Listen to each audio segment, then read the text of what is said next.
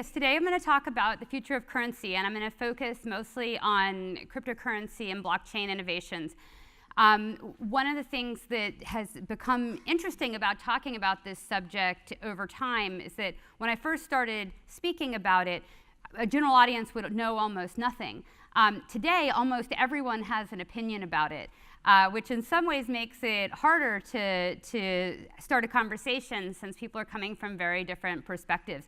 But today I'm going to sort of start at the beginning, but hopefully even for those of you in the audience who are experts, some of the perspectives will get you thinking. And then we'll have a discussion starting around 10:15 where we can take it in all sorts of different directions. So I got interested in cryptocurrency and blockchain back in 2012 and 2013. I had some computer science colleagues who were working on it.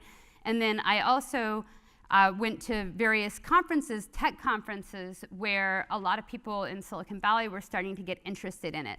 And you might hear someone say at one of these sort of tech elite conferences something like, I was, employee number X double digits at Google, and I've now put, 20% of my wealth into Bitcoin. This is this great thing.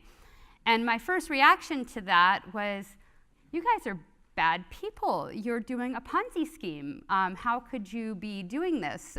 This is not good. But when I started digging into it and really understanding it, I got very excited about the technology and its potential.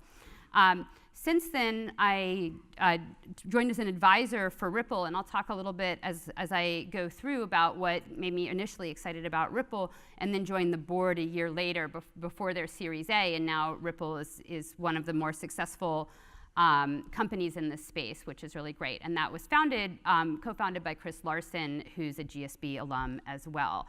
So I've had a really exciting time with this space, and now I'm teaching a class to the MBAs. We were way over enrolled and had about 100 people in the spring on this topic. The students here at Stanford are also very excited about this space. There's a sort of an informal organization of students that has about 700 people on their mailing list. So it's a really, really exciting area.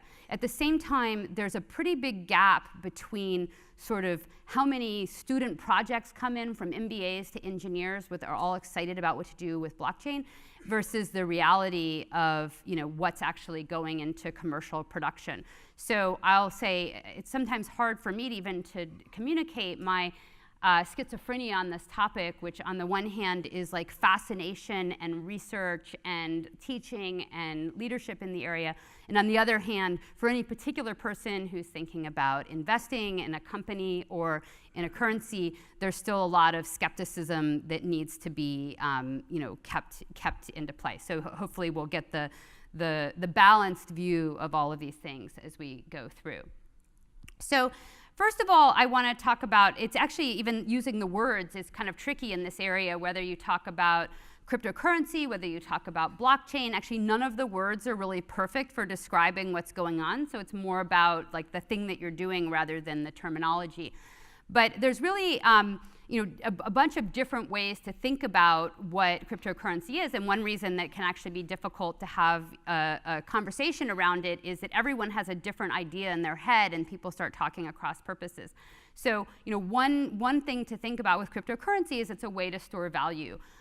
It's sort of like digital gold, and there's a group of people who are very strong on that use case, and that's a use case that's happening, especially if you're a billionaire and you've sort of diversified in all of these different assets, and you have your house in New Zealand, and you have your bunker.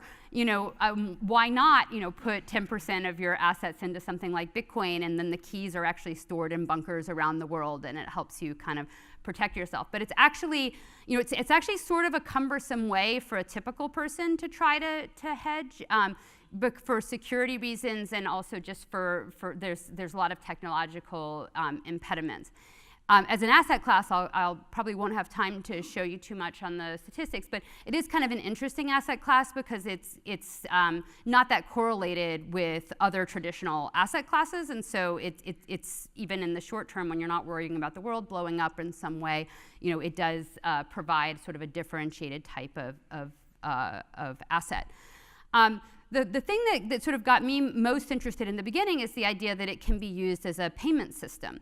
Now, it's going to turn out that it's pretty hard to make a new payment system, and if you're in an economy that has a pretty well-functioning payment system, it's really not going to provide a lot of benefit. You know, I've had students come into my office for 15 years saying how they're going to compete with the credit cards. That's just actually a very hard thing to do. The economics of credit cards are pretty hard to enter. It's not about the technology. So you could say the technology is archaic, but it's actually the economics that make it a difficult place to enter, not the technological improvements. But one of the places where things are really broken are international payments. And so that's a place where we're seeing adoption as well as real economic value from cryptocurrencies. And then the final thing, which is really where actually most of the sort of engineering teams are really working, is that it's really a platform, a technology platform. So especially something like Ethereum is built as a sort of a software development system, and I'll talk a little bit more about how people are using that. But it's really like a technology that's a building block for some other kind of service, a database, some way to store information.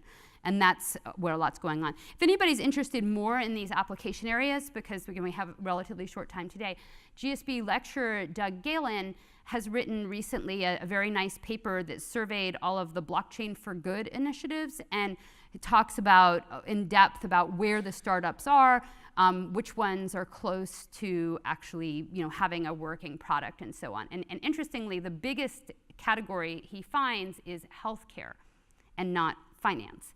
And it's basically because there's a lot of businesses coming up with databases for health information that are where people can actually control other people's access to their own health information, and that information is stored in a database that they can selectively grant access to. There's a lot of variance on that idea, but that's one of the more popular ideas, and there's a lot of these companies because every country in the world has their own system, and health data is sort of something that's kind of both valuable and somewhat broken in most economies.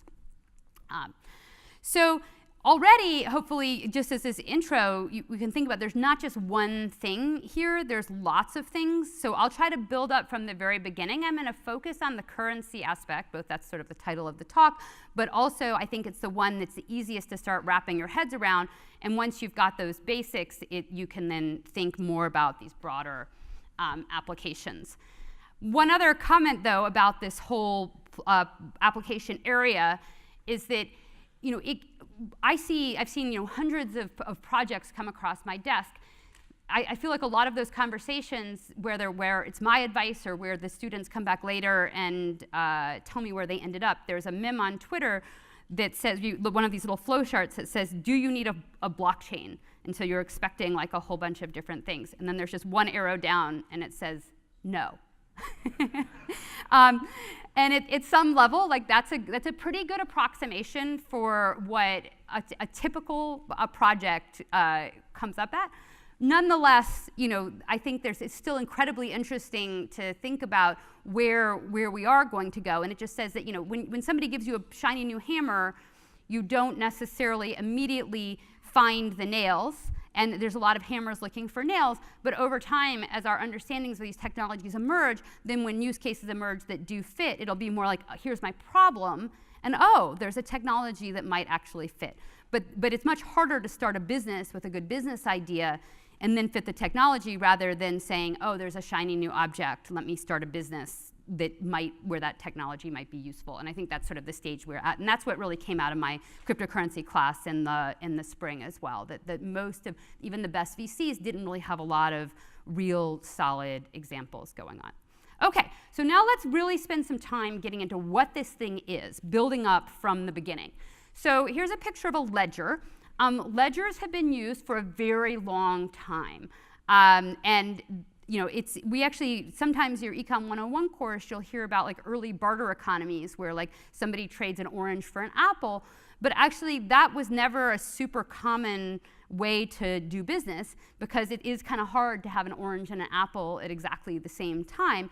And so, through millennia, people have kept track of who has what and had some sorts of ledger systems, and they've been everything from stones to marks on wood, before we had paper, to keep track of, okay, you gave something, and then later on you should get something back. And so ledgers, of course, are really a fundamental way to understand money. As money is a way to make it simpler than having a ledger, because if I just give you $1, I don't have to go look up on a ledger, but it sort of serves the same purpose. You give me something now, I give you $1, later on you can use that dollar for something else. So ledgers are old, ledgers are powerful. It really is useful to have ledgers. And the problem is that when we have gone to the digital economy, the cash, which sort of made it simpler than keeping track of a ledger, doesn't work in the digital world. I can't beam you $1. And our financial systems haven't really caught up to be fully digital, so that we can move money sort of as easily as we move information. So what is it? I'm going to focus on Bitcoin just as sort of the kind of biggest and first big innovator here. So what Bitcoin is at its core is just a big ledger. It's a big spreadsheet. Okay? So wow, how could people be so excited about a big spreadsheet? But that is what it is, a big spreadsheet.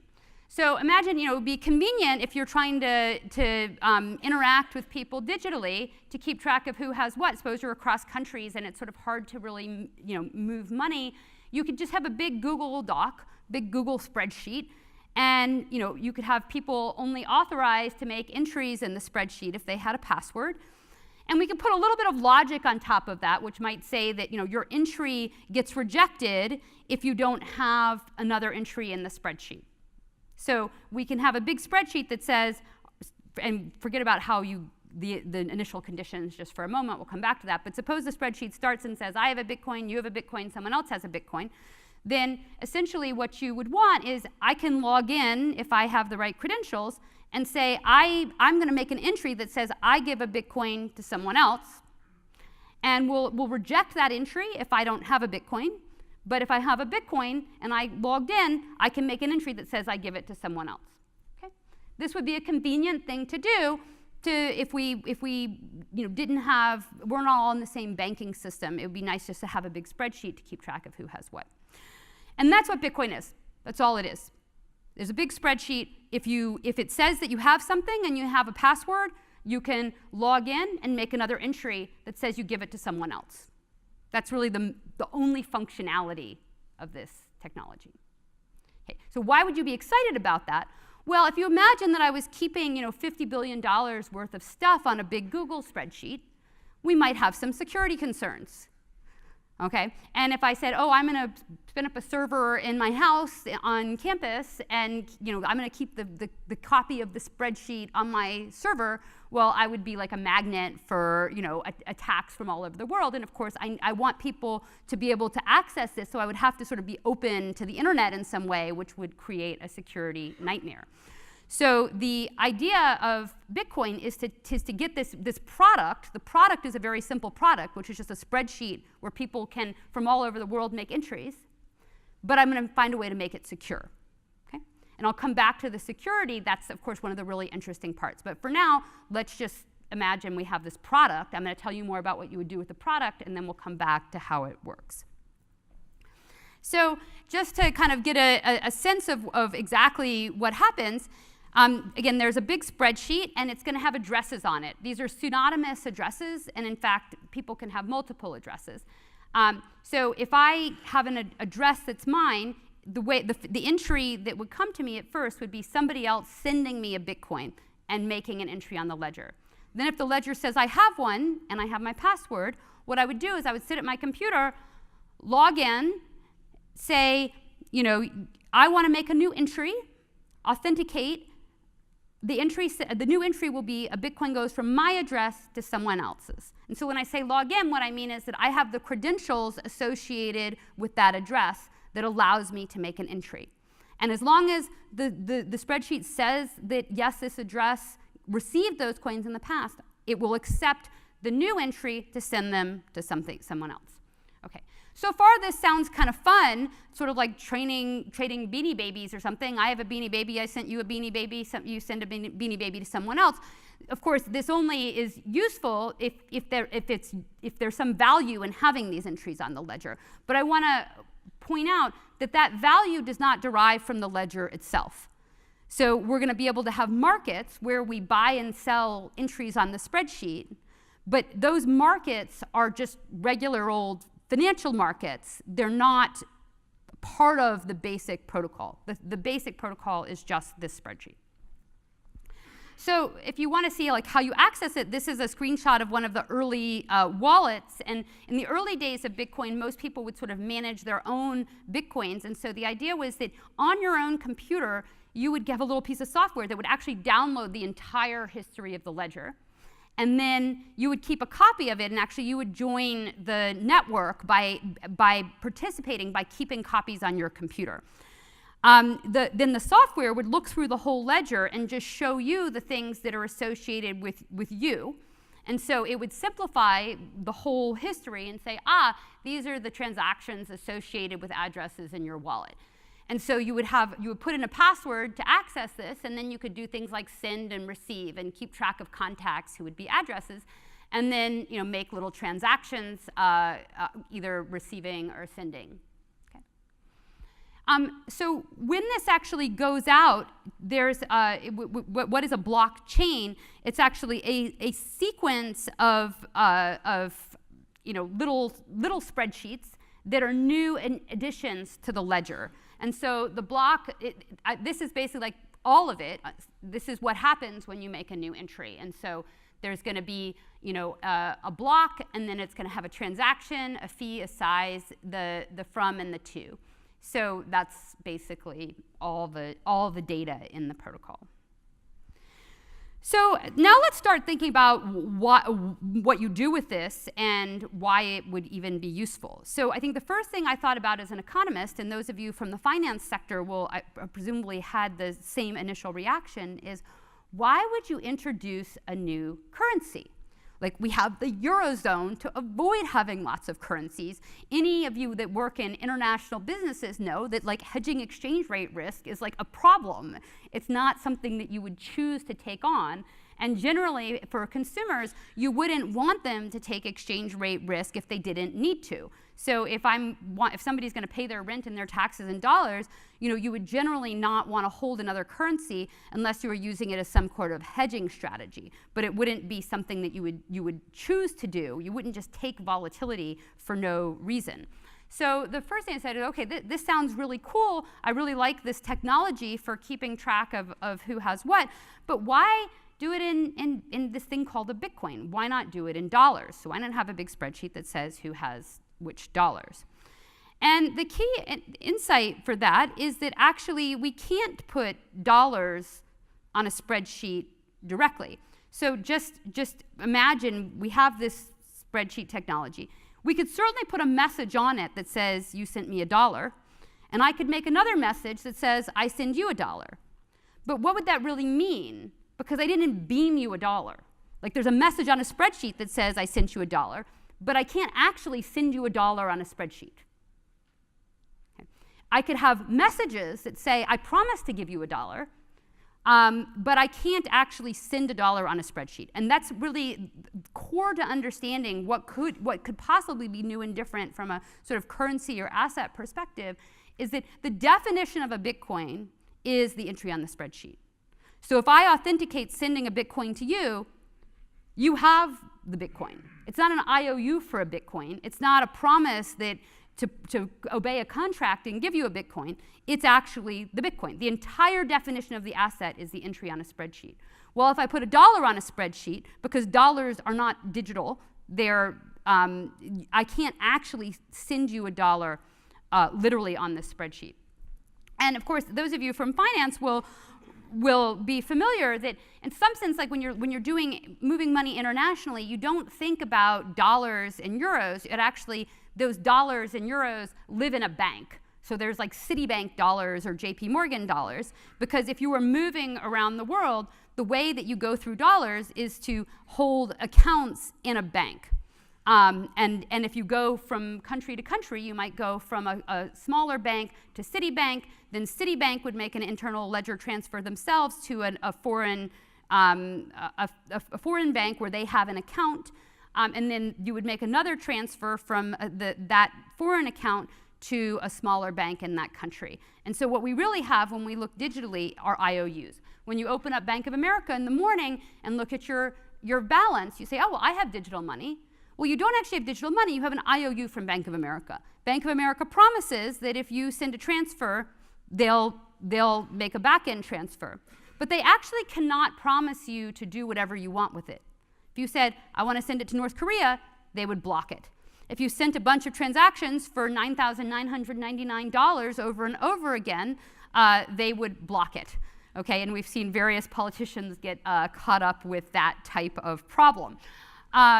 So, you know, it's an IOU that is subject to the rules and regulations of a particular country, and so it can't actually be, I can hit send, but I don't know that the money will go. And in fact, internationally, about 5% of wires fail, the money gets lost, so you hit send, but it doesn't actually receive. So any companies that have a big supply chain will have a whole little department of like failed wire transfer chaser downers to deal with that problem. So an asset that like this is, of course, it's an interesting asset and it works for most purposes, but it is fundamentally different from an asset where when I make the entry on the spreadsheet, it's done. Okay? It's good and bad. If you're a consumer and you type in the wrong address in Bitcoin and you hit send, it is gone. Okay? There is no 1-800-Bitcoin to reverse it. You made the entry is permanent, it is there forever. If I sent a transaction to Silk Road when I was a college student, and everybody knew what the Silk Road address is, that is also permanently on the record. Okay, so if somebody could associate that Bitcoin address with me, then forever you would know that I was sending money to Silk Road when I was 21. So these things are permanent, irrevocable, and actually on the Bitcoin ledger, public. And in fact, in some of my research a few years ago, I went in and analyzed the blockchain, and you could see what people were doing and how many people were gambling and how many people were going to Silk Road. You could figure out what time zone they were in by when they made the transactions. And for people who had ever posted on the web their Bitcoin address, you could figure out them and you could figure out their friends and so on. So it's actually like a pretty, in some ways, a pretty unsafe way to do things, because you usually value your financial privacy. And you have no recourse if you type in the wrong number. Also, if you lose your password, this is a problem. So in the early days, and there was a Big Bang Theory episode about this that kind of formalized a bunch of my friends' experience. I had lots of computer science friends and early people toying around with Bitcoin in 2011, 12. The things were worth like a cent or 2 cents or 10 cents, and then they get up to $1, $10. Then in last December they are $18,000. And you're like, wait, what happened to that laptop? What happened to my password? Imagine trying to go back and find something that was on a laptop in 2012, and there were a lot of sad people. Because you can look at the blockchain and you can say, oh, those Bitcoins are mine, but you can never get them back. So there are lots of people who are multimillionaires or on paper, but just can't get the coins. So I've had, those are all the negatives, but of course there's also some positives. If you think about it in a business context, wouldn't it be nice sometimes to make a transaction and 10 minutes later have it be done and there's no rollback? Because then you could make another transaction on top of that and another one on top of that. And you could have computer programs do those transactions, and you would have the certainty that they took place. So that is just a different characteristic of these assets that is really cannot by kind of regulation, cannot be provided by the existing financial system. From consumer protection, anti-money laundering, all that stuff will not allow a bank to really offer that service. So it's just different. Okay, so now let's talk a little bit about what you would do with this, and also that'll bring up the idea of how these things are actually valued. So suppose my kid was doing a Skype lesson. Actually, one of my kids now is taking Python over Skype, which is a very convenient thing to do. And you can get a teacher in Silicon Valley. It's hard to hire someone to do anything for less than $100 an hour. But you can get someone who lives somewhere else who's a nice starving computer science student who can teach Python to my child for a much more reasonable price. So you're doing some sort of Skype lesson, but suppose the teacher is actually somewhere else, or maybe you're learning a language, Japanese or Mandarin, and your tutor is in another country. You would like to pay them right away. If they're in another country, if I wanted to send them directly peer-to-peer wire transfer, that might cost me $50 or $60, which is large relative to the cost of a lesson. Now, platforms and so on will try to make that easier for you, but even actually like Airbnb and Uber and so on are actually very upset about the state of the current financial system because it's so expensive for them to facilitate these payments around the world. So they're actually some of the big movers in pushing for improvements. So if I wanted to do this just peer-to-peer, if the recipient actually understood the way that Bitcoin works, I could do the following thing. I would open up an account on a company, say like Coinbase or Bitstamp. And these are companies. They are not part of Bitcoin. They're just startup companies. And the service they provide is a place where you can send fiat currency and then do trading on their system. And so they just have simple software that creates an order book in every currency. So I transfer in my dollars using like an ACH transfer or a wire transfer to get my dollars there. Once my dollars are there, then I can just place a limit order or a market order to say, hey, I want to buy a Bitcoin. And some people want to sell Bitcoins, and they have nice little visualizations. In fact, the software for this is so easy that I talked to a startup who set up an exchange over a weekend. There's basically just off-the-shelf software. This is not rocket science to do the really basic part. Of course, the security is another problem, but the basic software is easy. So then if I say I want to buy some Bitcoin, what will happen is that exchange will then find the place where the bids and asks cross, make the exchange, and suddenly I'll be the owner of a Bitcoin. Now, what I can do with that Bitcoin then is, at that point, the exchange is still holding the Bitcoin themselves. So they're still in custody. If the exchange went out of business right that minute, I'd be out of luck. And that used to happen quite a bit. Now there are some more well-established companies with governance and real engineers and things like that. So one of these more established ones, I'm not real worried about them going out of business in the next 5 minutes. So then I have the Bitcoin, and I can then send a transfer to the receiver's Bitcoin wallet, and that can take place in about 10 minutes. So I say, please send, then their wallet would receive that, and then we could just get off the Skype call. They've been paid, we're done. Okay? That's a very nice feature that you really cannot get across borders anywhere else. Now, what do they do once they have it?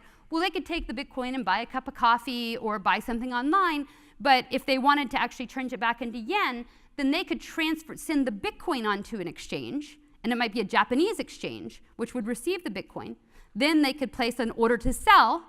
The Japanese exchange would give them some yen, and then they could use the Japanese internal country transfer systems to put it into their bank account. Okay? So this is how you could do this, and this stuff happens all the time. It's a very common thing to do, especially for these small value transactions. People use it to pay programmers in Venezuela or all sorts of other use cases. Now, there's a few problems with this. First of all, this is kind of high friction. This is not like simple consumer product. You're exposed to exchange rate volatility along the way. Now, that exchange rate volatility might not be much within a day, although like over Christmas, and I was caught up in this as well because I was holding and was trying to sell, like the price might move 5% or 10% in the course of a day. So you had to like be there at your computer trying to get this stuff done and not like be lazy about it. But generally in a given day, it doesn't move that much. And you also have to worry about these exchanges going out of business. One thing that doesn't matter is the level of the exchange rate. So this thing works as well when Bitcoin is $100 a Bitcoin as it is 18,000 a Bitcoin, because I'm just getting in and getting out. So all those exchange rates will move in concert. I don't really care how high it is. What I do need is transaction volume, because in the early days, when it was not that popular, the spreads would be high, and so you would lose a lot on the bid-ask spread. Today, there might be just even Ripple, which I'm going to talk about later, we were having lots of $4 billion days, so $4 billion of transaction volume over the holidays, and then more recently it's been about $500 million a day. So that's more than a lot of stocks. And so that means these are actually like fairly liquid relative to stocks. And that's important for making this work. Nonetheless, this is really not a great consumer product. And the way this would end up getting mass marketed would be that a company would do this for you, and the consumer really wouldn't see it. So the consumer would have an app and just say, I want to send money to Japan, and the app would implement this on the back end. And there are a number of products all over the world that try to do that. Now, there's a few additional concepts that become interesting here. It's like once you understand all of that, you realize that actually these exchanges are kind of a big source of friction and a source of risk. So what you might want to do instead is have a decentralized exchange where this is all done in software so that all of the transactions go one after the other. And so V1 of this was actually Ripple in 2013. So this is what their software looked like then. They built sort of a new version of Bitcoin that was similar in some ways and different in others. But one of the ways that it was different is it actually built into the protocol the ability to have market makers make bids and asks, as well as a pathfinding algorithm that would say, if I want to send something to Japan, it's going to find a sequence of trades I can make to get me from the dollars to the yen automatically. So it's the same thing as this previous picture, except for it all happens at once through software. So there might be a market maker making a market between XRP, their currency, and dollars. There might be another market maker making an offer between yen and XRP. They would plug into an API, and those market makers would commit that if someone took their bids and offers, then the transaction would go through. They wouldn't have to manually approve. It would just be a standing offer, and so you could just take it and execute that in 3 seconds. So this is what the V1 of Ripple did, and that was its differentiating thing. And I thought at the time this was really a big improvement because I was generally thinking consumers would not want to hold a cryptocurrency themselves. So if I wanted to think about utility, this would be a better way. So this would, and now there's a bunch of V2s of this coming out now called decentralized exchanges that on other protocols and platforms are trying to implement this idea. The interesting thing that happened with Ripple is that they went out and tried to sell this to banks and said, hey, banks, you might want to use a system like this to move money across borders. And some banks were interested, but actually a lot of banks said, hey, we're a little worried about this cryptocurrency thing. It's got regulatory risks, and it's going to take some time to figure it out. But we love this idea, so could you do this for us, but without the cryptocurrency? And then you actually realize that, wow, yeah, like why didn't we do this before? Like we should have done this without the cryptocurrency before. And you might ask, why don't we do it today? And the answer is, it's not about the technology. It's about we all use Swift and we're all stuck and we have software systems that are used to an old way of doing things and we just haven't advanced. So my economist friends say, well, couldn't we just fix that? And I'm like, yeah, they are. That's what we're doing. So, Ripple introduced then something called an interledger protocol, which basically takes this idea of a decentralized exchange, and it's a protocol that basically will say, if I want to get money from one end to the other, there might be a bunch of middlemen, market makers, and people who have accounts in multiple banks. They're all going to make offers onto this protocol, and then if I want to get money from A to B, we're going to have a protocol that ensures the money instantly goes from A to B, but it never gets stuck in the middle. And that's a really nice thing because in today's system, you tend to have delays and have things get stuck in the middle. So the bottom line of how this is getting used is that banks are basically plugging in, and there's a big group in the Middle East. There's also a big group in Asia. A big group of Japanese banks have just joined. So a lot of smaller countries are the early adopters, and they're setting up their own networks so they don't have to go through Swift, because Swift is somewhat archaic. And it also it goes slowly. Their messaging doesn't work very well. And then the smaller countries also feel they're very disadvantaged because it's sort of everything is going through a few large US institutions. So in terms of the future of currency, in some sense, part of the role of the US dollar has been to be a hub currency in a hub and spoke system. But with these new technologies, the smaller countries don't have to go through that hub. Anybody who flies an airline through a hub knows that you pay a higher price. and it can be slow, and the airlines kind of exact monopoly power over you when they have control a hub. And the smaller banks and countries feel the same way about their relationship with the large US banks where they have to pay markups and face delays as they go over that system. So they're able to basically create a peer-to-peer network that allows them to move money instantly among themselves without having to go through that. Now, a set of those a set of those countries are also using the cryptocurrency. Right now, it's mostly remittance providers. So there's a company called Qualix that's doing it US to Mexico. And there's an association of 1,400 US credit unions that's doing it to help the credit unions access international markets. And so it's kind of coming up from the bottom from the smaller players who aren't well served. All right.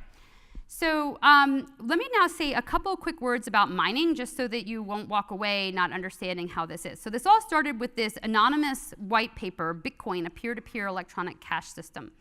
And basically what they wanted to accomplish was a worldwide network of what we call weakly identified parties to reach consensus on the contents of the ledger. So you might ask, why would you want this? And I think actually a lot of us would still ask that if you were using a commercial implementation. But let's just take for a second, what they wanted to accomplish was kind of intellectually mind-boggling. We said before, we've got these copies of the ledger, we want to decentralize them, but I've got to provide security somehow. So how are you going to do that? And their idea was to allow people to join the network when you had no idea who they were. No way to know, no way to verify. Anybody can join. College kids, people in any part of the world, can join this network and can help keep track of what the truth is. Okay? If you're going to ask that anybody in the world can join and keep track of what the truth is, you're going to have to figure out some way to make it costly to join. And that is part of what this whole system does. So the Nakamoto consensus says that we can let anybody in the world join and keep track of the ledger, but if they disagree, we're going to use majority voting to say which one is the right one. So if I can join the network and say I'm keeping a copy of the ledger, my temptation would be to put another entry that says everybody just gave all their Bitcoins to me. That would be fun. And if I can keep a copy of the ledger, why wouldn't I do that?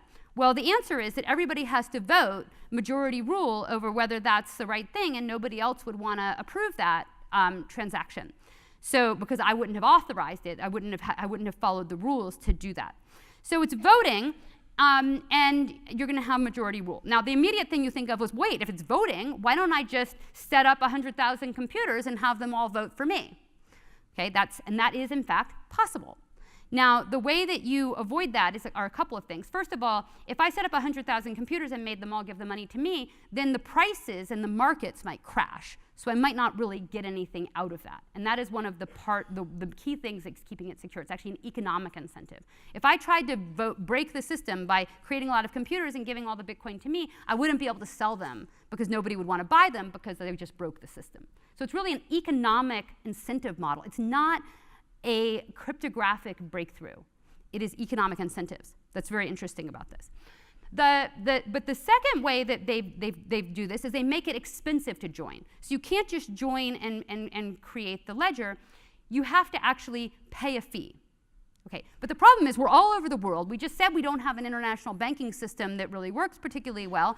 And these people we don't even know who they are. So how could I get money from them?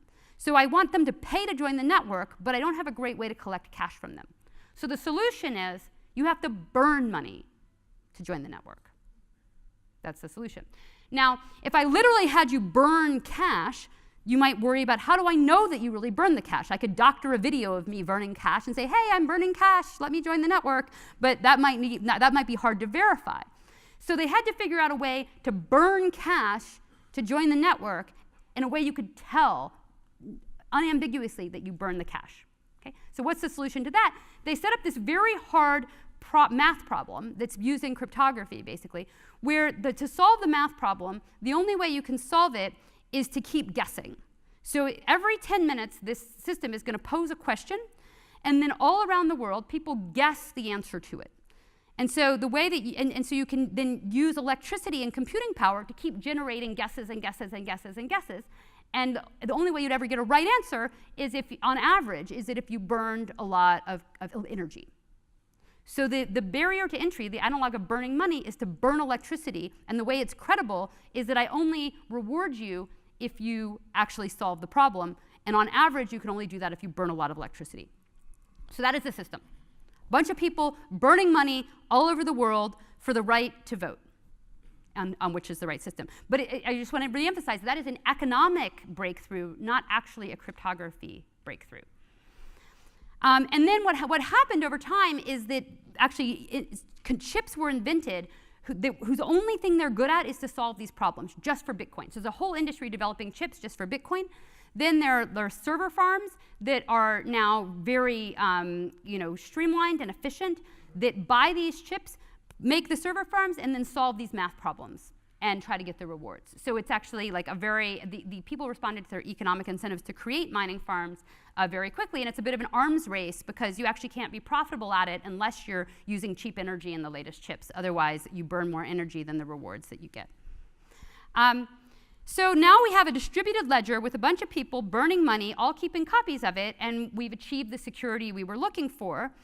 Now, it's turned out because of the economics, there's been a lot of concentration in that. Like, there's economies of scale, so it's better to be a big network. And so we do actually have more concentration, and people still worry about the control of a small number of groups. And in addition, this money burning has really gotten quite expensive. So it didn't seem like a big deal when you were sort of a bunch of people playing around with a science project. But right now, Bitcoin consensus costs about $10,000 per minute and accounts for about 0.1% of world energy consumption. So it's actually very expensive to burn that energy. And then people are out there thinking about alternatives. Are there ways to get all these benefits without having to burn so much money? It ranges from trying to do something productive with your electricity instead of solving this useless math problem to other things like proof of stake, where you get to vote if you have some commitment to the ecosystem.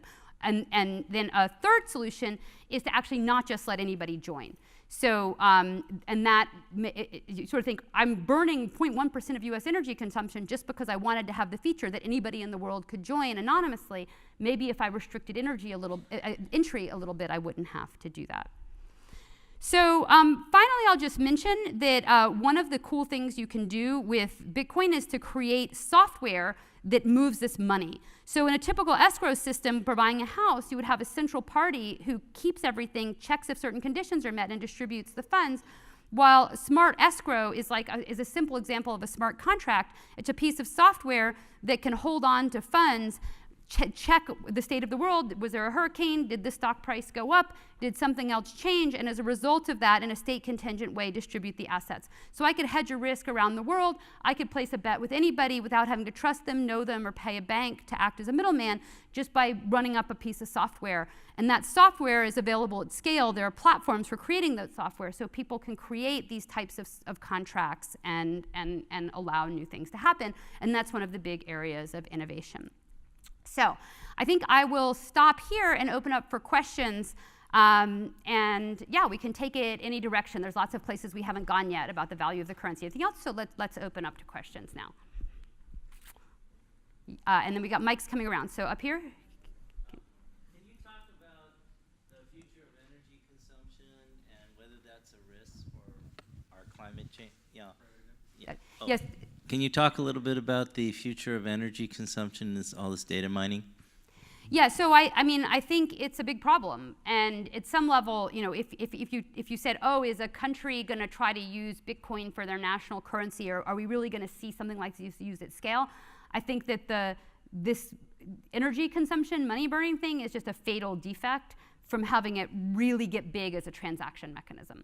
And so when you talk to countries, some countries are thinking about getting rid of cash entirely. Like England is advanced in that. Some of the Scandinavian countries are thinking about that. And they have thought about, can we use this technology to have a fiat currency, but just not have cash, have it be purely digital. But none of them are seriously thinking about, I'm going to have this kind of proof of work, energy burning thing to run a national system. They would instead sort of limit entry, like manually. You would have a distributed system, but you kind of have to have permission to join, and then you don't have to burn the money in the same kind of way. Yeah, is there? So my understanding from the regulatory standpoint is the central banks will tolerate this as long as it's marginal. but the idea that you can move very large sums of money, which ultimately is fiat money, across borders is not something they're going to tolerate when it gets to scale. So that's a great question. So I think it's really important to separate two use cases. So one is the consumer to consumer use case, like over Skype. And that, I think, is very threatening to high inflation countries that have a lot of capital controls. And I would like go short any country that is dependent on capital controls, by the way, because you can't put this genie back in the bottle. Like, this technology is out there and there are privacy preserving versions of it. So essentially, you just cannot keep your capital in your country at scale in the future. But the concern about that is one reason they would clamp down. Of course, other things are sort of anti-money laundering and so on.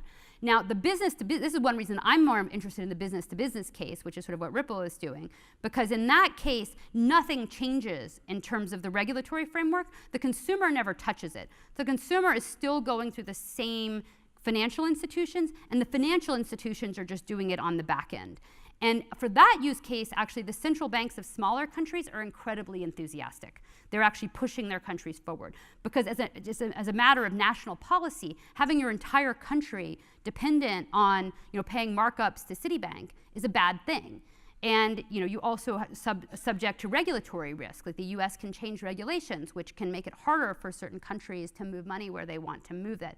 So from that perspective, getting this sort of peer-to-peer kind of regional networks, the central banks are actually incredibly enthusiastic. What they want, I think, is they're sort of happy to go to a new technology.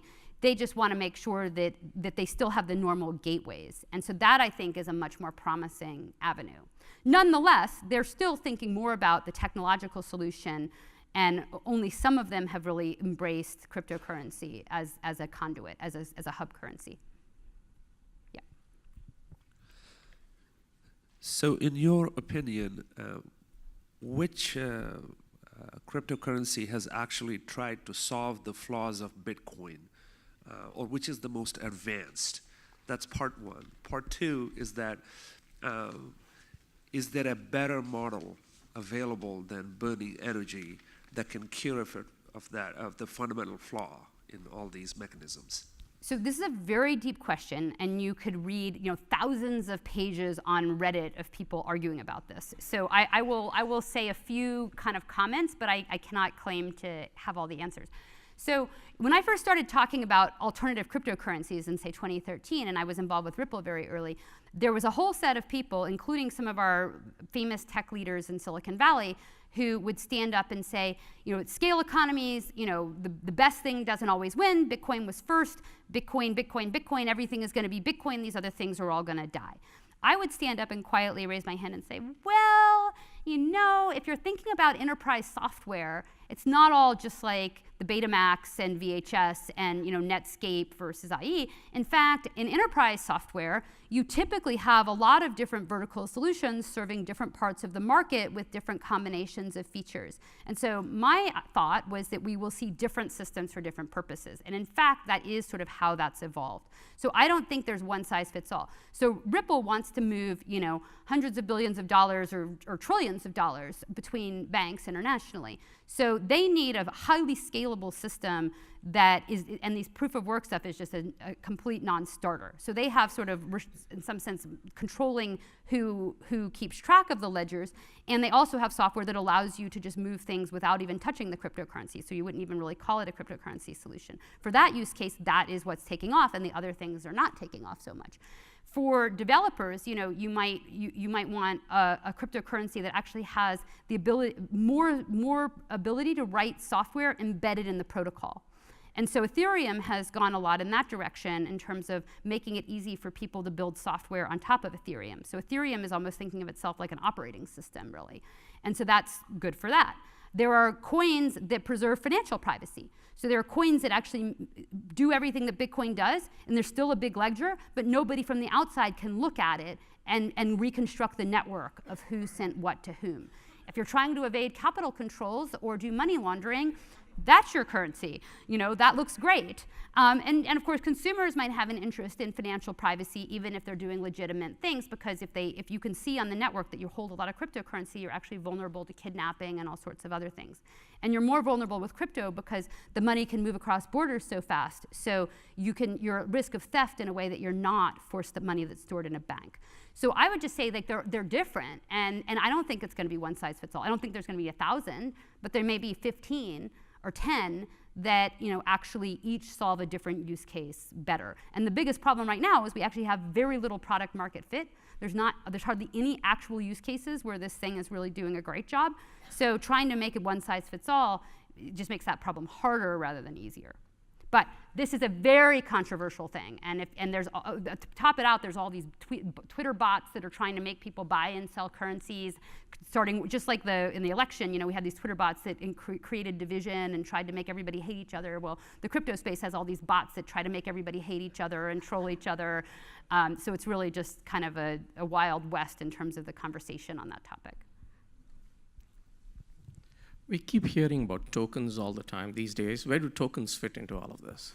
Well, so I mean, the Bitcoin is the token for that ecosystem, and XRP is the token for the ledger. I think one of the ways people are kind of have this idea of a token economy, and since I'm actually really a marketplace expert, this crypto thing is a relatively new thing.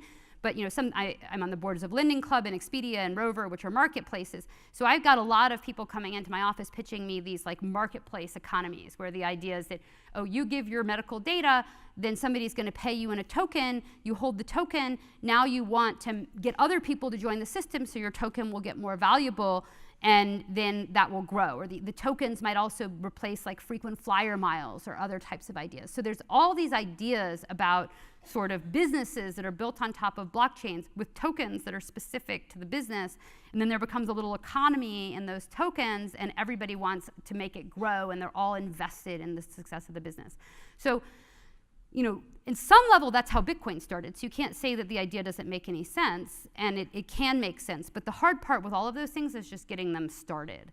They all face a chicken and egg problem, and unless you have a good business, those tokens are just nothing. But it's a very hot topic for entrepreneurs.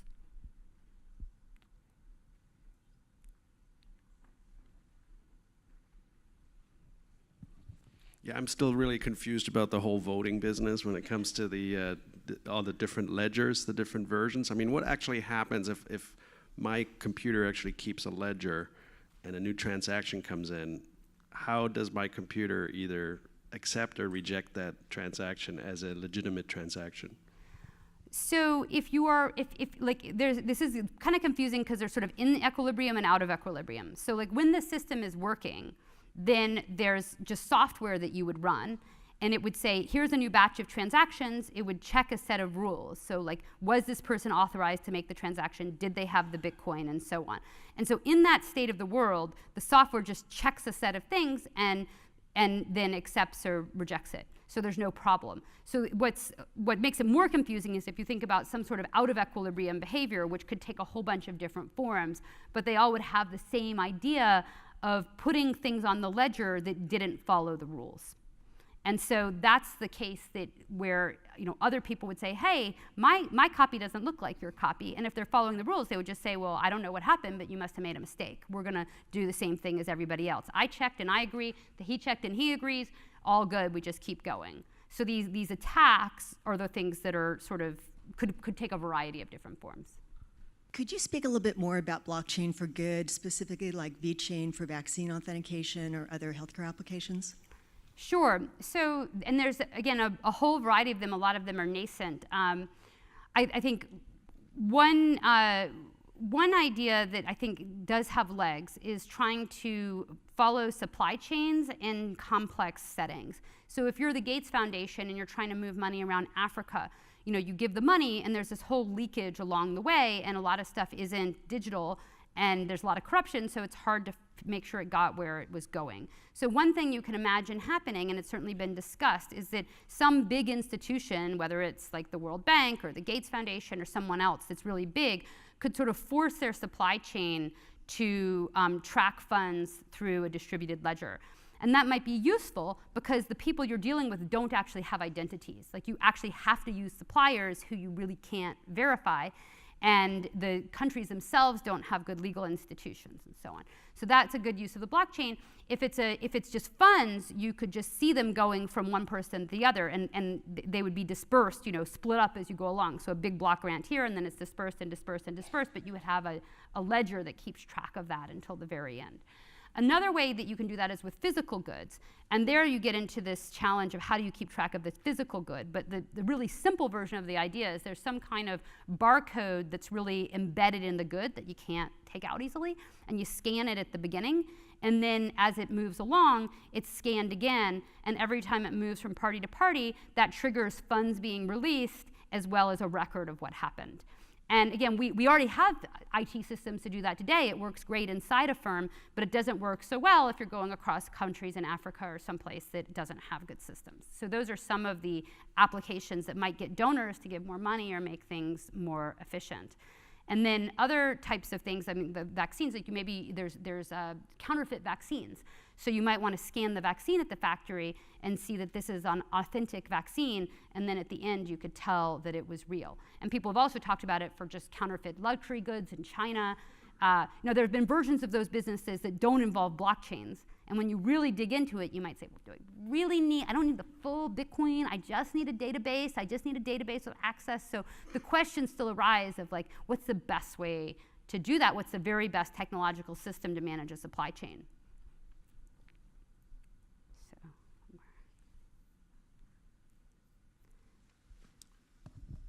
Do you have any estimates of how much illicit versus legal transactions are going on in the cryptocurrency space?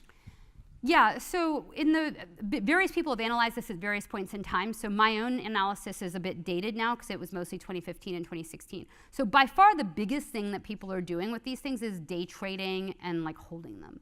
So I was actually excited to look at all the stuff people were doing, but most people are just not doing anything. They bought them, they held them, and then the price went up and they sold them, or they're just trading them a lot. So most of the volume is just on and off exchanges, and they're not actually doing all these great things that we imagined they would do. Now, of course, all that liquidity can make it cheaper for someone to build a real business. And so like the US to Mexico, the fact that there's all these day traders, it makes it really cheap for a remittance provider to get in and out of, say, XRP going to Mexico, the fact that there's a lot of trading volume. But that's the main thing they're doing. And then among the things where you could identify what they were doing, yes, Silk Road was big, gambling was big, but in some sense that's just sort of like in the early days, there's just not really much to do with it. You want to just have fun, so you're just kind of doing things for fun. You're buying coffee because it's cool, not because you really need to. So it's hard to kind of draw inferences from that very nascent time period. So I think though, right now, really people aren't using it at scale, period. But these illicit use cases are one use case where there's not a better alternative today, and that's partly why that's like an actual use case.